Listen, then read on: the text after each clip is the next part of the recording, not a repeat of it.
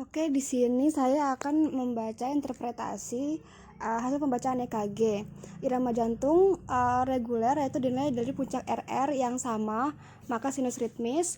Untuk frekuensi denyut jantungnya terlihat jarak antara gelombang P1 dan yang lainnya 4 kotak besar ditambah 2 kotak kecil yang nanti menjadi 0,88 sekon, kemudian diubah menjadi beat per minute menjadi 68 kali 68 beat per menit.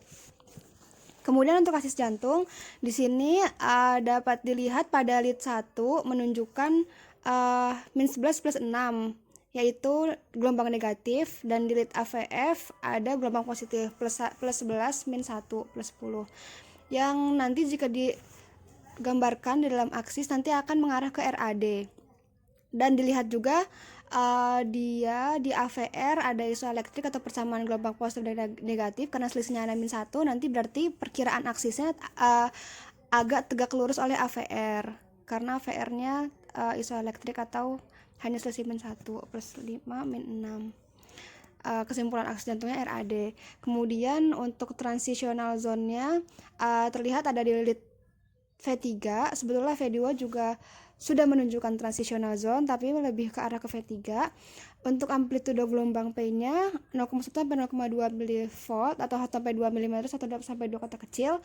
Untuk durasi gelombang P-nya 0,08 detik, interval PR 0,16 detik, durasi kompleks QRS-nya 0,08 sampai 0,12 detik. Untuk morfologi kompleks QRS di situ sebetulnya normal, namun terlihat ada positive deflection pada V1 yang seharusnya kompleks QRS menunjukkan gelombang R yang negatif, namun pada EKG terlihat positive deflection pada V1 sehingga perbandingan antara R dan S-nya melebihi 1.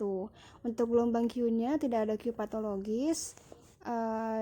Segmen ST-nya terdapat ST depression dan terlihat pada V1 sampai V4. Untuk gelombang T-nya terdapat T wave inverse pada L2, L3, F dan V1 sampai V5. Untuk gelombang U-nya tidak ada dan interval QT-nya 0,4. Kesimpulan interpretasinya di sini yang dapat terlihat yaitu untuk irama jantung sinus ritmis, namun terdapat abnormalitas seperti RAD, kemudian positive deflection di V1 yang R-nya menunjukkan gelombang positif, kemudian ST depression V1 sampai V4 dan T wave inversion pada L2, L3, AVF dan V1 sampai V5. Nah, untuk kesimpulan yang menjurus ke arah klinis ini dapat dicurigai myocardial ischemia, enstemi, ventricular hypertrophy, unstable angina, infarksi endokardial, dan iskemia transmural. Karena pada RAD biasanya di sini dapat dicurigai adanya ventricular hypertrophy di aksis yang RAD ini. Kemudian untuk positive deflection pada V1 juga dicurigai adanya hipertrofi ventrikular, namun tidak pasti juga. Dan yang menjurus ke myocardial ischemia dan juga infark itu ST depression pada V1 V4 dan T wave inversi pada L2, L3, VF, V1 V5 merupakan salah satu ciri-ciri dari enstemi, myocardial ischemia ataupun unstable angina dan iskemia transmural. Begitu, Dok. Mohon dikoreksi jika salah. Hehehe.